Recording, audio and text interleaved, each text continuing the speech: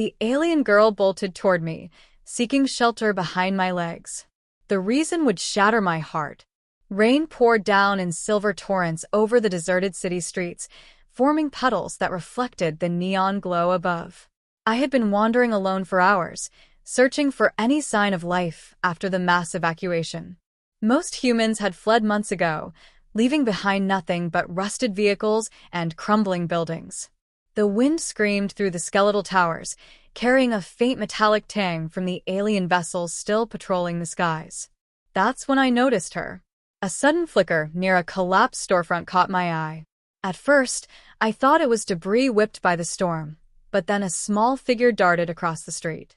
Limbs impossibly thin and elongated, her pale violet skin shimmered faintly under the neon light, pulsing with fear.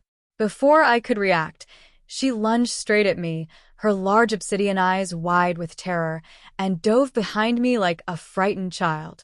Hey, it's okay," I whispered, crouching, unsure whether to speak or stay silent. The alien girl trembled, pressing against me as if I were her only shield.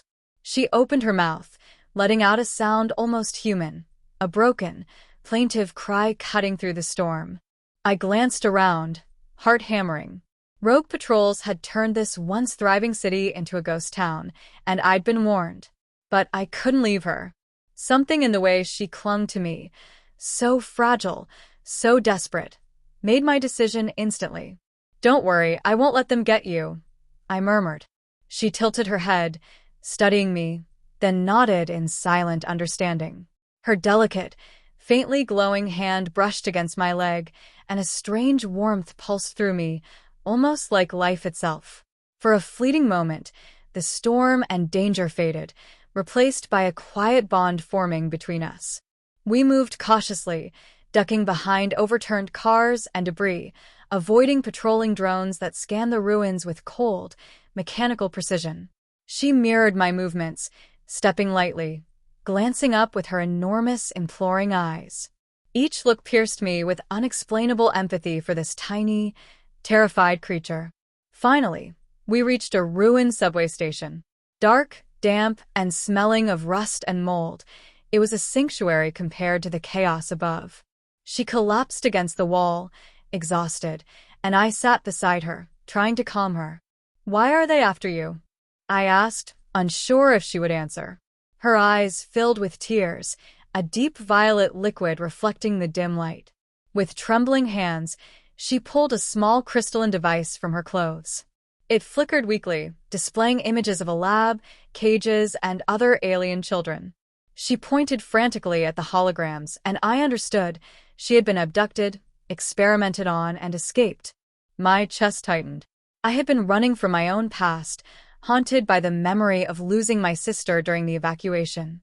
Now, fate had thrown another lost child in my path. Fragile, terrified, utterly alone, but alive. "Sure, it's okay," I whispered. "We'll get you out of this." She pressed closer, finally speaking in broken words I could barely understand. "They take again." Her voice cracked, carrying a burden far beyond her years. My stomach sank. Saving her would demand perfection. Otherwise, she wouldn't survive. The storm outside intensified, neon lights flickering as drone searchlights swept the streets. I had to move, fast.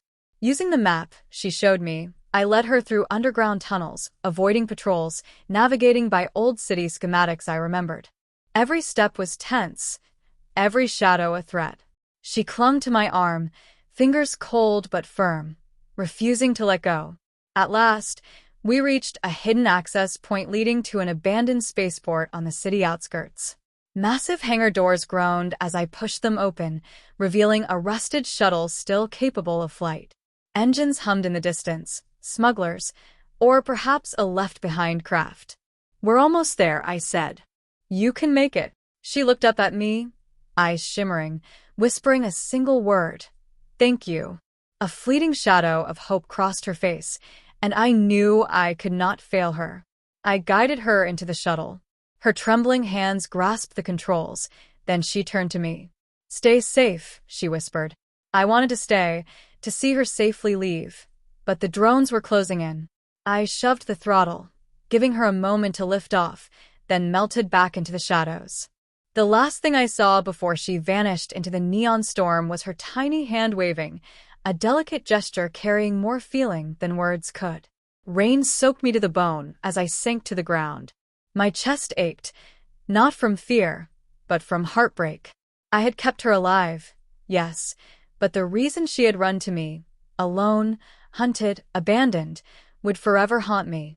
And yet, even in that heartbreak, there was something undeniable: hope. Her survival proved that even the smallest act of protection could change a life forever.